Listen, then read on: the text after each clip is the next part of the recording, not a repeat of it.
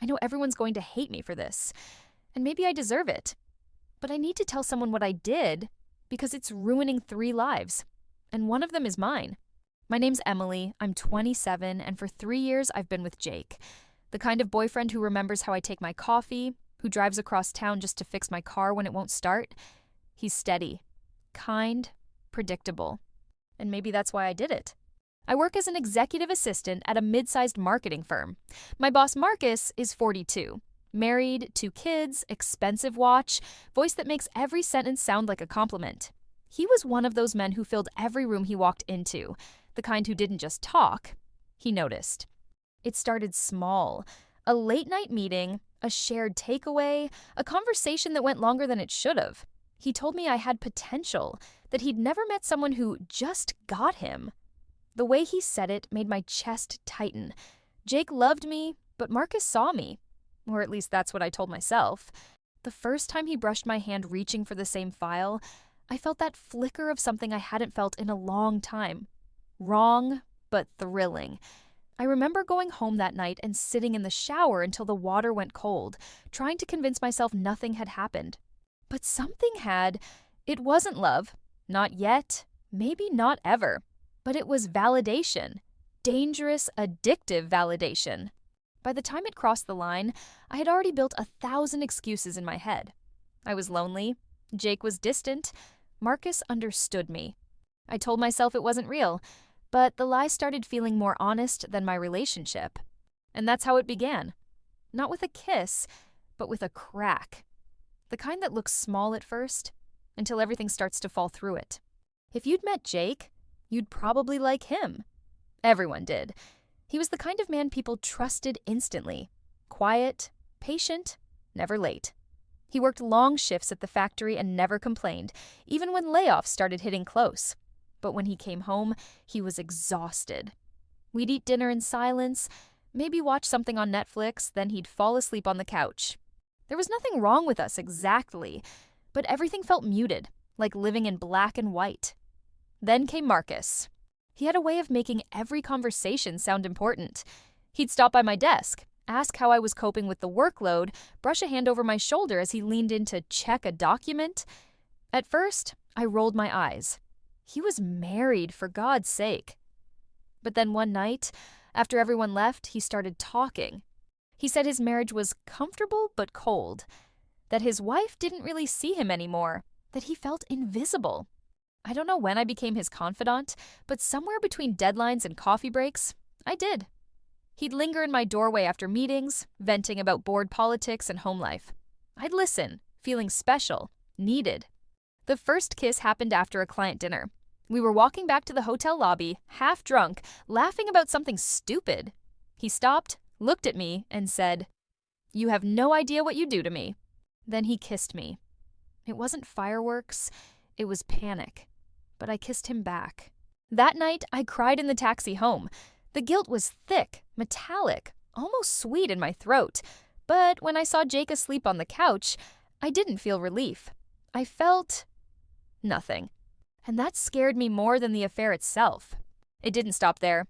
Marcus started booking off-site meetings, lunches that turned into hours in hotel rooms. He bought me perfume, jewelry, things Jake could never afford. I told myself I didn't care about the gifts, but I did. They made me feel chosen. Every time Jake said, "I love you," I felt my stomach twist. I'd kiss him back and think about Marcus's cologne on my skin. I kept telling myself it wasn't serious, that Marcus just needed someone to talk to, that I could end it any time. But every secret message pulled me deeper. Every glance across the office felt like a private world we built just for us. One night, lying tangled in hotel sheets, Marcus whispered, "You make me feel alive again." It should have been romantic. Instead, it sounded like a warning. Because that's when I realized something dangerous. This wasn't just about lust or loneliness. This was about control. I thought I could stop whenever I wanted. I didn't realize the trap was already closing. I ended it on a Tuesday morning. No big speech, no dramatic scene, just a text that said, "We can't do this anymore. I'm sorry." The guilt had started to feel like rot under my skin. Jake had been laid off from the factory 2 weeks earlier, and he was trying so hard to stay hopeful. fixing things around the house, applying everywhere, telling me it was just a rough patch. I couldn't look at him without wanting to scream the truth. I was lying to the one person who would give me his last dollar without blinking. So, I ended it. Marcus didn't reply right away. When he finally did, it was a single message. I understand. I thought that was it. Clean break, quiet closure. But the next morning at work, something was different. He didn't say good morning. Didn't even look at me. At first, I felt relief, distance, professionalism, but that lasted about 2 days before the punishment started. Suddenly, my emails went unanswered. My projects were reassigned. He'd make sarcastic comments during meetings.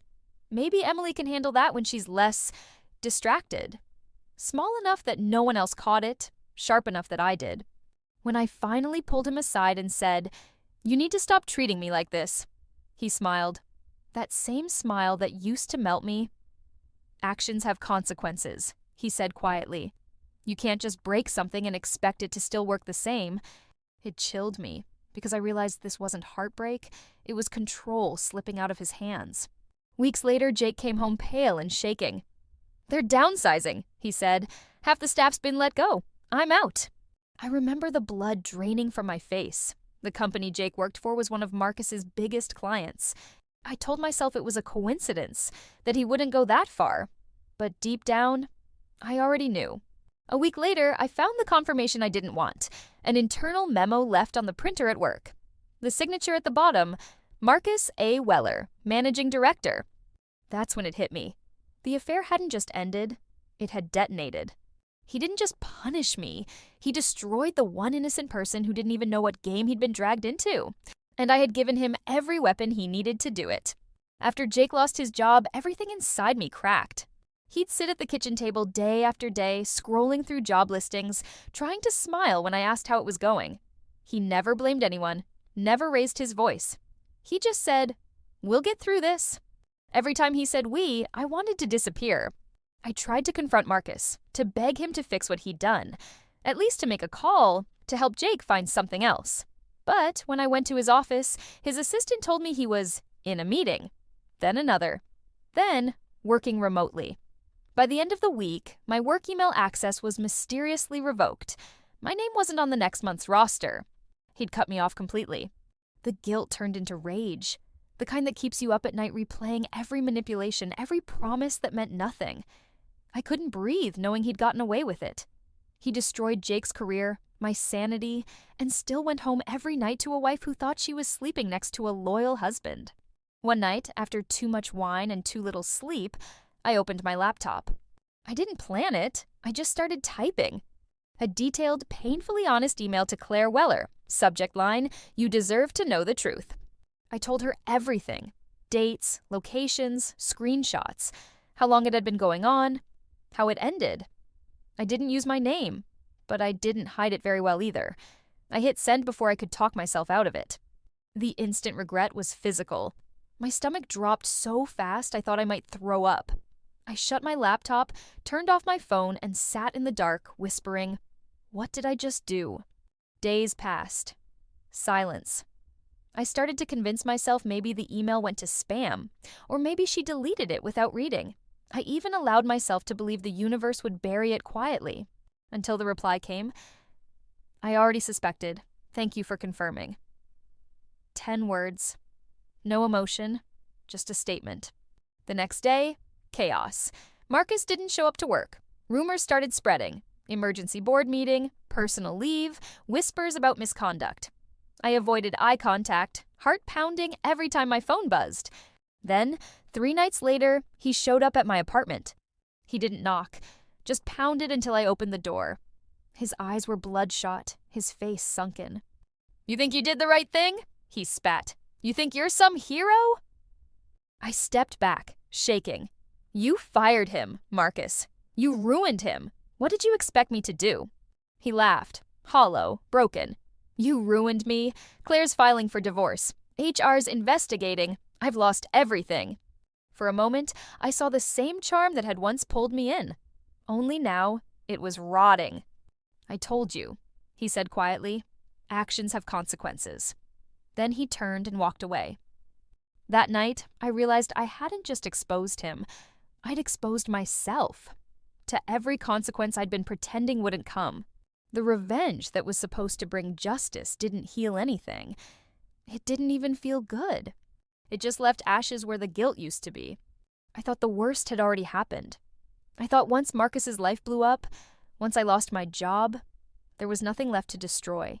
But I forgot about the person who still didn't know, the only one who never deserved any of it. Jake. It happened a week after Marcus showed up at my door. I was half-packed, planning to move back to my sister's place when I heard a knock.